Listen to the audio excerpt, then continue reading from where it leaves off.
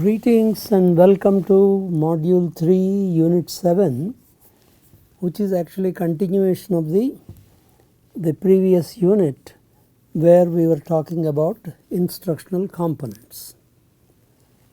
And the instructional components are, you can say, elements of instruction that can be combined in the way the teacher prefers, and also depending on the particular topic under consideration or the course outcome that you are instructing in.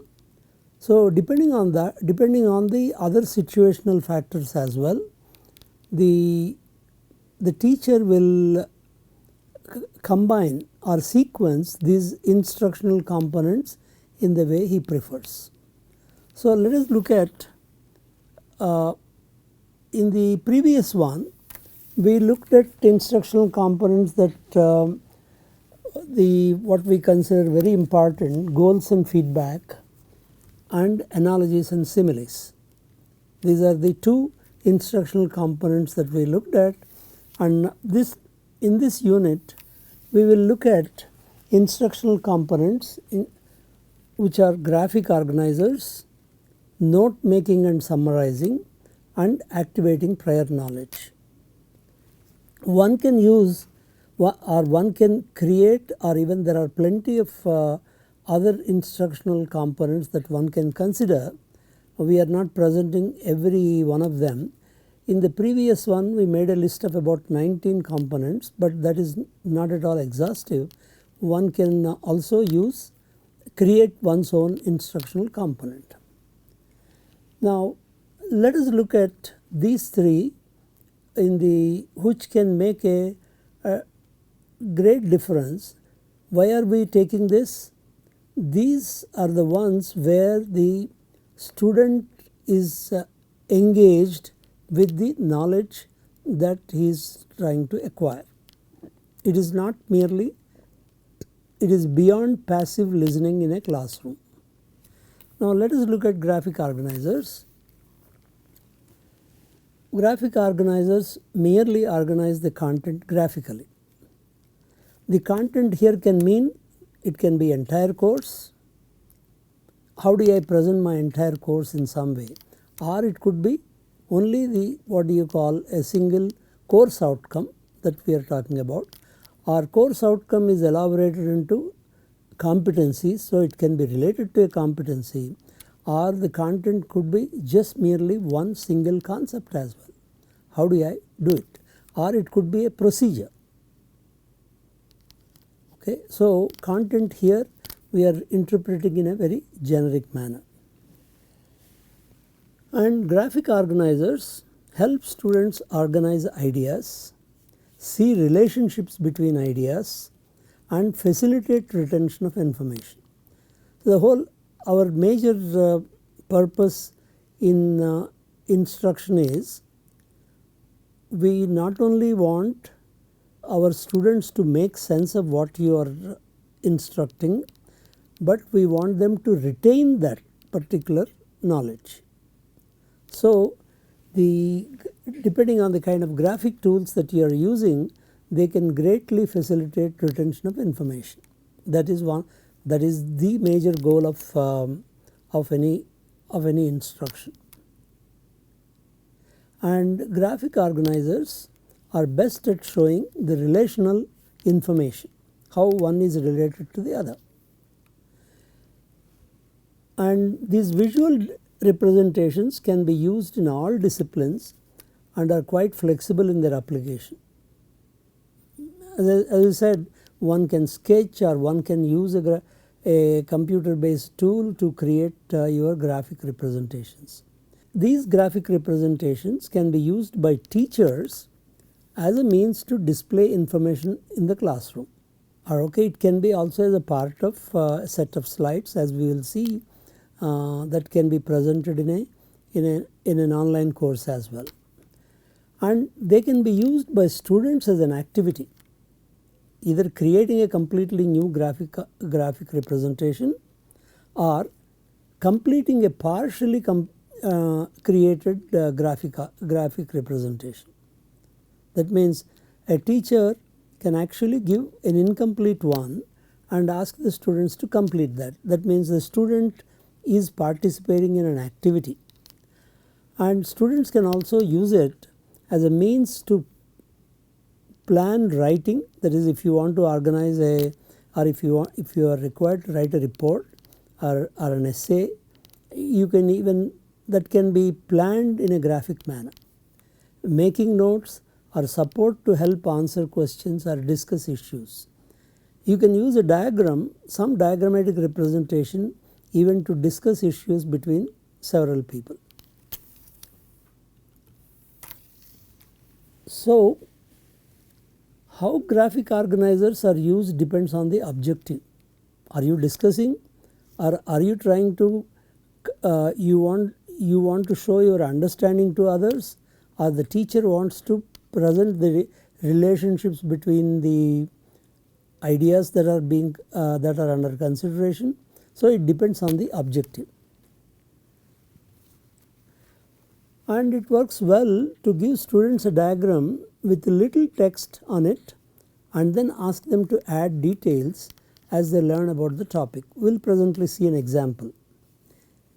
A teacher can generate or make use of standard templates for the graphic organizers he proposes to use and asks students to use them to save time. So, there are several templates they are available on the internet, or you can create your own template for graphic organizer, and you can ask the students, you can share it with the students, and students can actually use them. For example, one can use what you can call as Google Docs, and it can be given to all the participants, and they can start working on it while the teacher is presenting in the class. And for maximum effect of the graphic organizers, students should generate their own graphics in the form of tables, graphs, pie charts, any number of them that you have. And software tools, proprietary or open source tools are available for creating some graphic organizers. For example, Concept Map, which we have briefly mentioned in the previous module, will once again present. It is an open source software tool for a graphic organizer. Similarly, you have a tool for mind map and so on. Now, let us look at some simple graphic organizer. Here this looks very colorful. All that is here is there is a major idea, and there are several ideas associated with as a part of it. So, one can write actually in this box the major idea, the text can be written, and then you can also write in this as text here. If you want a very simple one, the same thing can be represented like this. This is a major idea, but here it is arranged in a hierarchical manner.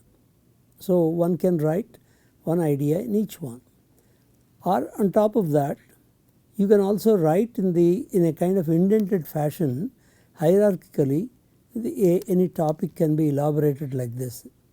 Though this is text, but by just indentation you are graphically organizing the information.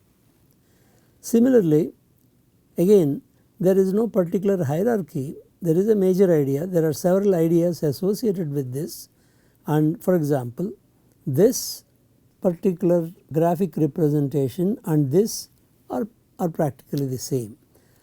This is what we call Venn diagram, and I am sure all of you are familiar with.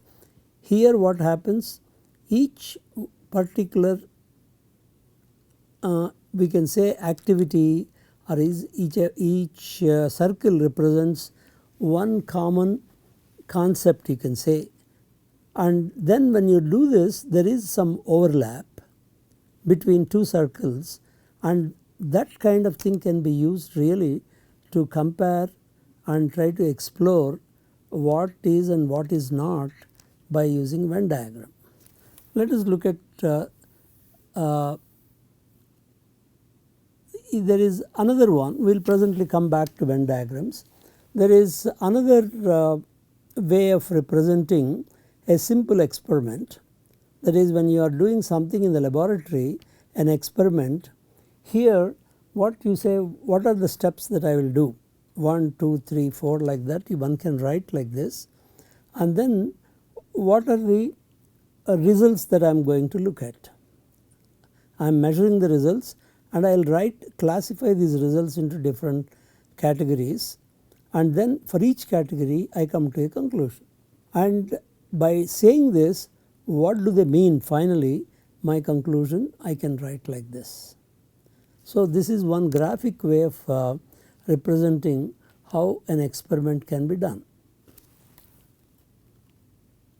The another one is what is called Fishbone Diagram. It is also called cause and effect diagram or Ishikawa diagram, which was initially greatly used in management type of issues. It is a visualization tools for categorizing potential causes of a problem in order to identify the root causes. Here for example, this is a problem, and then I draw one spine like this, and then I find there are several possible causes. Each major cause I will write like this, and each cause again I can divide it into several possible causes here, and like this I can use it a very elaborate fishbone diagram, and then finally I should be able to trace what are all the things that can cause. For example, here a website went down, okay, that is the problem, and now one particular thing is this bone is unable to connect to the server, and whereas here you have a DNS lookup problem, and when you say unable to connect to a server, these are some of the causes. Can I list all the causes? Because if I am familiar with the subject of website creation and the software related to that, I should be able to find this. Sometimes groups of people can discuss and identify the root causes. This is a very effective tool, and as I said, again you can take each one of them and again further elaborate into different causes. For example, web server is overloaded. Why is it overloaded? What can be the causes? I can further elaborate this. So getting back to Venn diagram, let us say here he has two circles A and B, and then this is A union B. Now one of my favorite things is A we call it science, let us say, and B we call it engineering. Okay, these are the two. What is it that is common between the two? And if I put some activity, can I put some activity in this circle which does not have intersection with A? What are all the activities that you can call strictly engineering but not really science activities? For example, all of engineering science part can be brought here. There are some activities which are exclusively in science and they are not as a part of engineering. Now I can expand further. I can have three circles here, again continuing this example: science, engineering and technology. And if you want again expand, you can have four: science, engineering, technology, and I can call it economics. So what are the interactions, what kind of activities, where here in this case where all the three are involved, where only two are involved in the other intersections. So Venn diagram can be used effectively, and as you can see, more and more circles can be added to make it a very rich one. Now one can graphically represent something in the form of a spectrum. It is a graphic representation. So it kind of fixes mentally where exactly something is. For example, if you say here under microwave we have put humans here, what does it mean? The length of the wavelength here is roughly the order of human being, and like that you have examples of all the way up to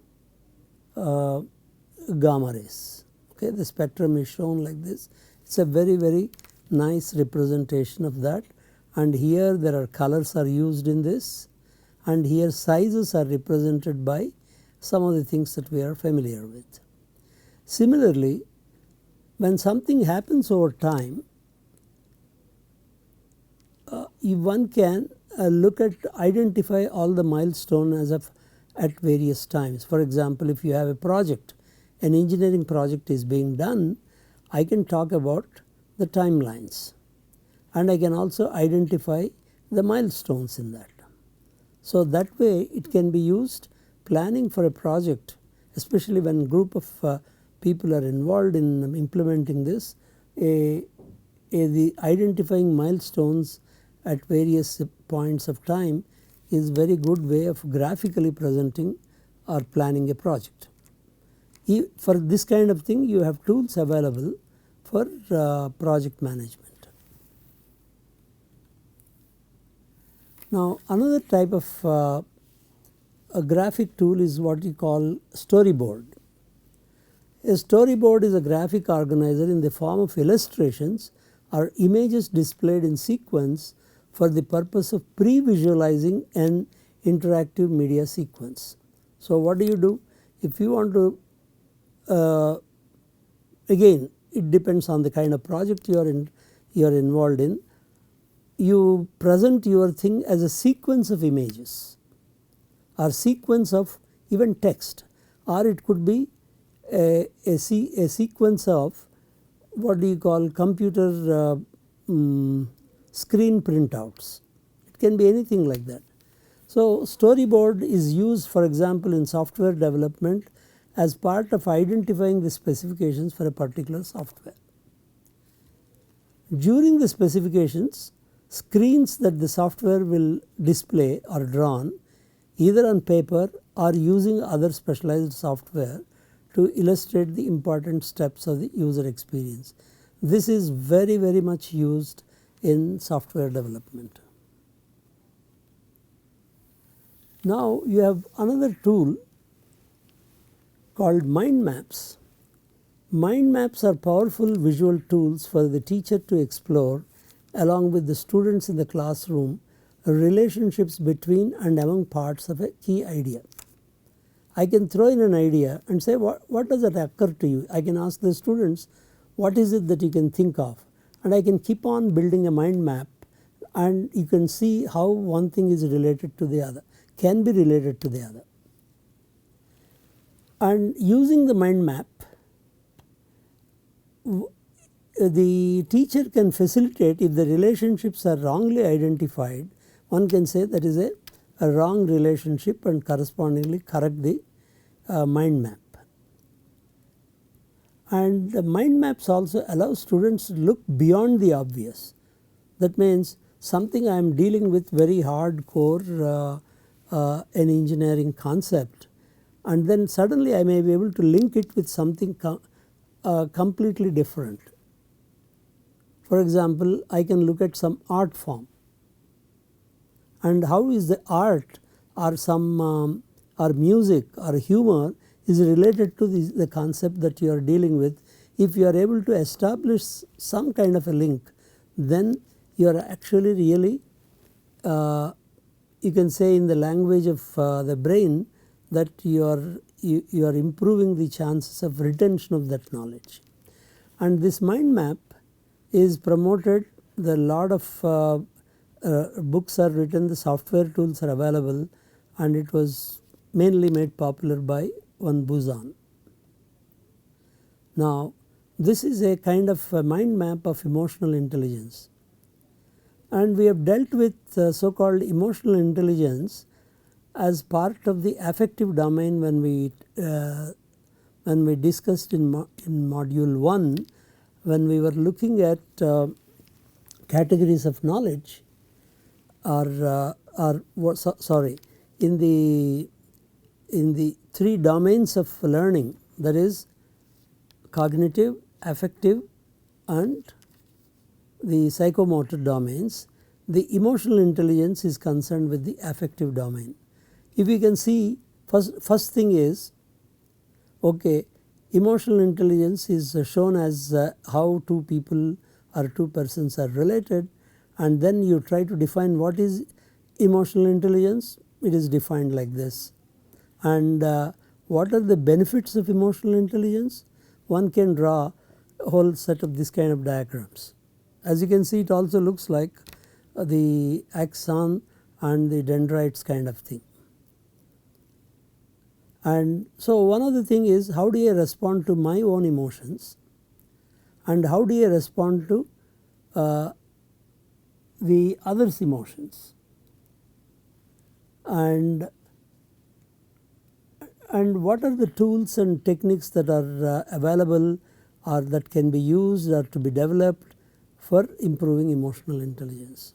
So like that you can keep on expanding that, and you can create a beautiful diagram like this and make it your own. The way you represent will be really unique, and the teacher can, by looking at that through discussion, can ensure that there are no errors. That means you are not identifying something wrongly while in the way one is related to the other. For example, enthusiasm or better health. For example, somebody says, well, how is better health related to emotional intelligence? One can debate that, and if you are convinced that is not a major thing, I can keep it, or I can reword that. I can also say better health as well as bad health will also influence my emotional intelligence. So one can modify the mind map. Now similarly, let us look at another graphic organizer, concept map, which we have already seen mentioned in the module 2. A concept map is a diagram that depicts suggested relations between concepts, and it is more structured than a mind map. As you can see, mind map was a little free. You can just keep drawing the lines in whatever manner that you want, whereas concept map is a little more structured. Still there are more structured graphic representations which we will not see here, and it can be, concept map can be drawn at several levels: course level, course outcome level, and at competency level. So it can be very detailed, very small, only small number of concepts are connected together for us to understand. It can be used by a teacher, by the teacher, to facilitate the students to make links with what students already understood. I can use this, let us say, we can say you are familiar with these concepts, and the concept that I am presently going to present is related to that. So I can relate what the student already knew and take it forward and linking the new concepts to the previous concepts the student has understood. And students can also make use of concept map as a way of note taking.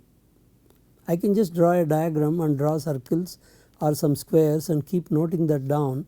As the teacher is presenting the information in the classroom, I can keep building a concept map on the side, my way of looking at it, and then I can get it cross checked by my peer or by the teacher.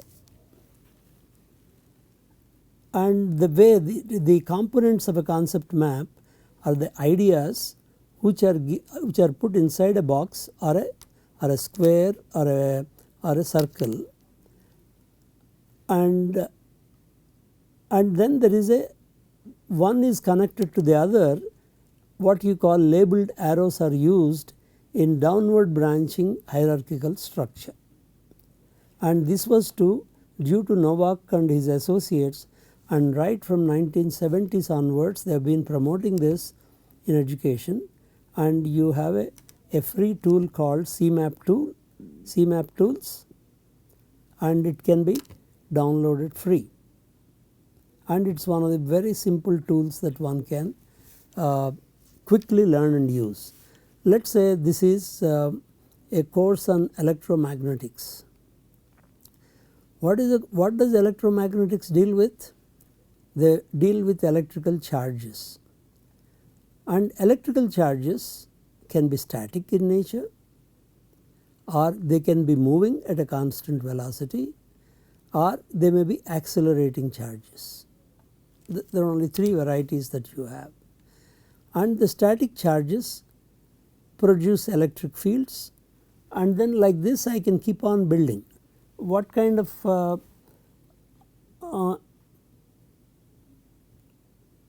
for example, here electric field is characterized by electric force, flux density, electric potential gradient, energy density, and so on. And these electric field principles are applied to study and design cathode ray tube, heart, defibrillator, or pacemaker.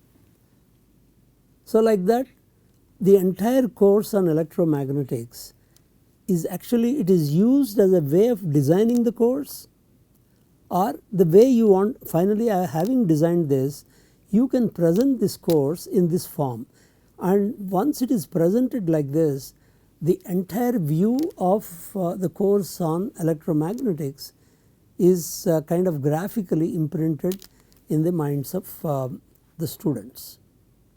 So I consider the concept map of a course is a very powerful one to both for designing or discussing with your peers or presenting to the students, and it can be used as as also an effective tool. How do I conduct my course? For example, I can start looking at what are, for example, there are 3 parts: static charges, moving charges, and accelerating charges. One way to write is, I need to write some course outcomes for the course on electromagnetics. I can write 2 course outcomes or 3 course outcomes as you consider the importance. For each one, if I write 3, I end up writing 9 course outcomes, or they need not be evenly distributed. One can write 3 for this, 2 for this, and so on. Okay. So by looking at this part, let us say the static charges and their applications and all the concepts that are there. Here please note that in this concept map we are not using one concept in a box. In that case the map will just kind of grow unmanageably, but all the elements that are there inside this box are concepts. Okay. So a box can be used to kind of represent multiple concepts at the same level. So that is the idea of concept map here. Now we have seen some graphic organizers, but I am sure one can come with there are many things that are available on the internet. One can make use of the appropriate graphic organizer for either as a part of instruction or as a part of evaluation, or a kind of a tool that can be used by a student to explore his understanding.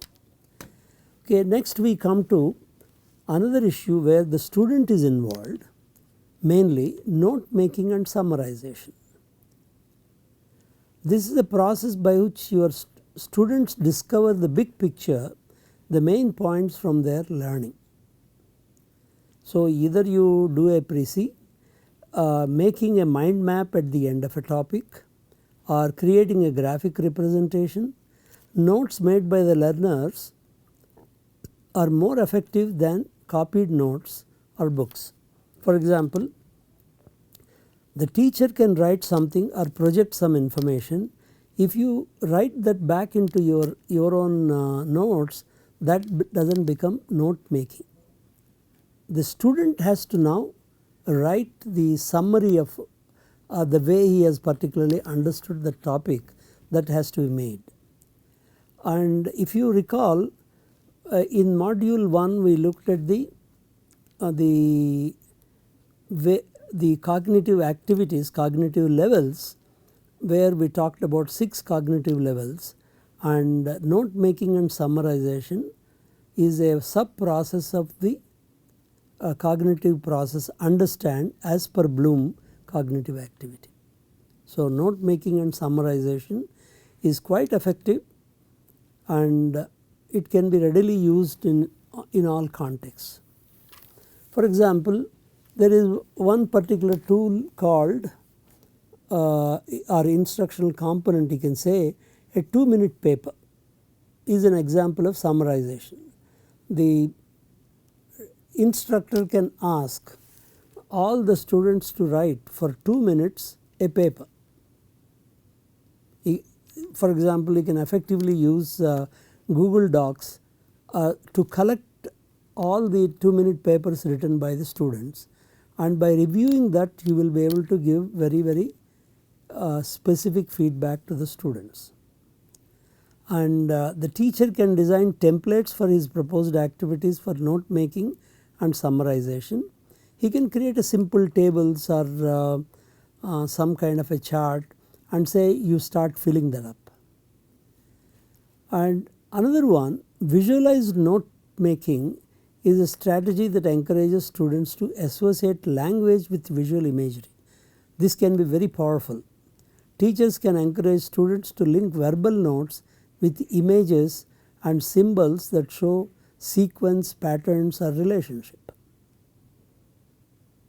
And for all this, once again, ICT tools can be used to make this a very engaging activity efficient.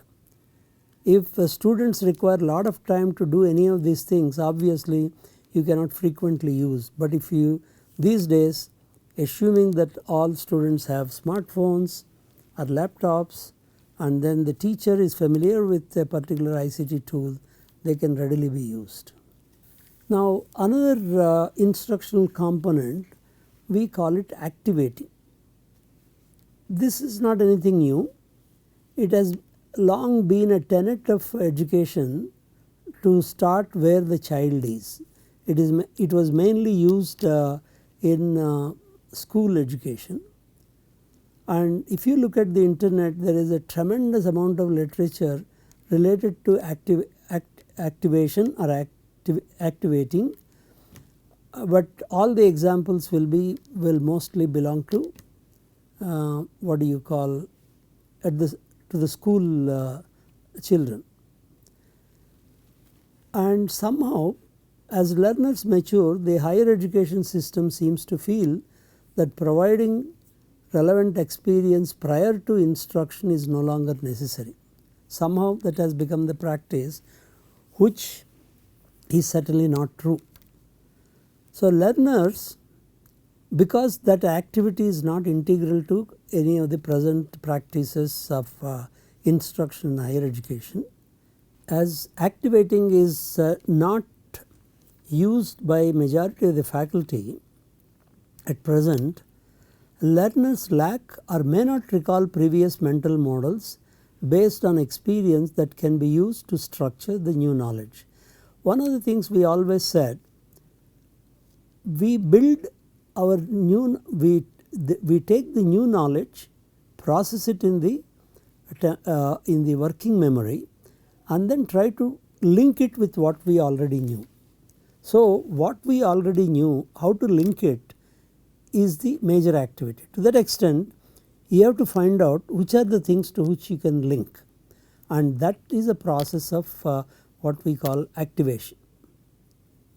If you jump to a completely new concept, the only thing that the student can do is only do it by rote learning, just remember and reproduce. So you have to go through the process of linking the new knowledge to the what the students already knew,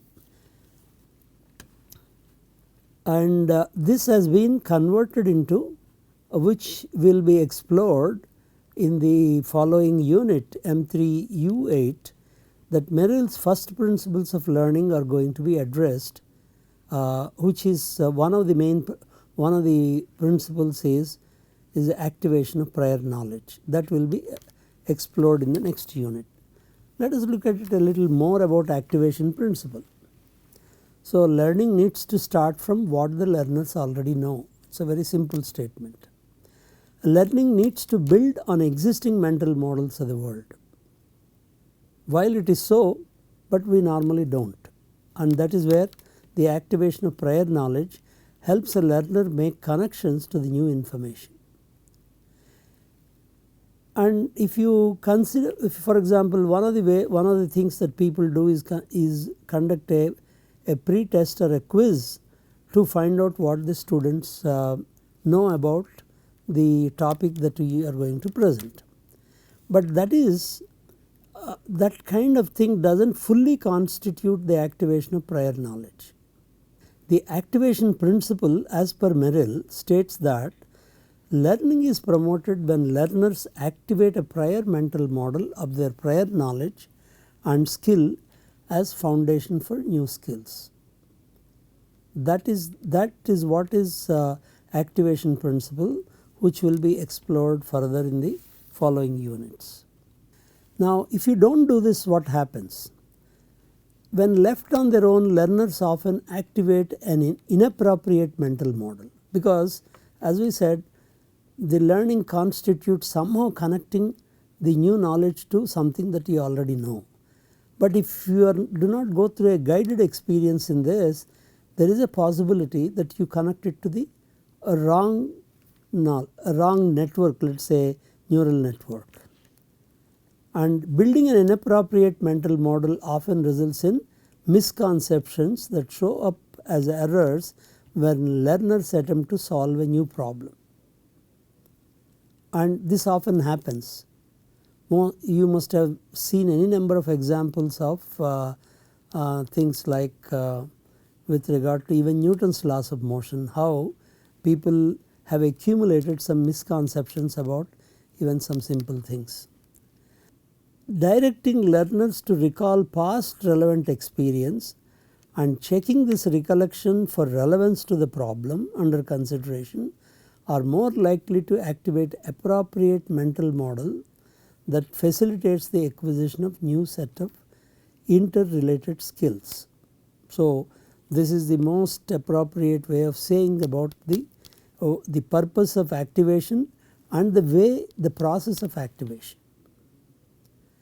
Now, some of the activating strategies: reflection and recording, brainstorming, small group discussion. There is one thing called KWL strategy. You create a kind of a table with 3 columns where you write what do I know, what I wanted to know, and what is it that I have learned. So, a simple table can be created and then start writing into that. One can use concept map. The other one is post a problem or a scenario. Based on this description, find out what the students know about the idea presented. Once the data is collected, a decision about the appropriate forms of instruction then can be made. So, here is a interacting process. You present a problem and ask the students to participate, and whatever they say you write on the board or type out so that it comes on the screen, and once the data is collected, then you can see if there are misconceptions or irrelevant ones. They can be together discussed and kind of improve the collected data. Okay. For example, there are some software tools called Contact or PKT and D. The PKT and D is prior knowledge test and diagnosis, or one can even create a simple software tool to perform this particular this activating strategy implementation. So, it does not mean that a teacher has to use all of them. You can use what is you feel comfortable with, or what you consider appropriate to your particular topic and context. Now, we request you to present how you propose to use an instructional component from any of these 3: graphic organizers, note making and summarizing, and activation of prior knowledge in an instructional unit of your course, taking the situational factors into consideration. If you have already used, one can report that, or let us say we are requesting you to kind of propose on your own if you have not used, how do you use a graphic organizer, or how do you use the activity of note making and summarizing, or activation of prior knowledge. Thank you for sharing the results of the exercise at this particular site, and in the next unit we will be looking at Merrill's 5 first principles of learning. That these principles of learning are essentially trying to state, if you follow these principles, the students will learn better. The extent of effectiveness of learning will depend on the extent to which you have used these principles. That is the next unit. Thank you for your attention. We will meet again at the next unit.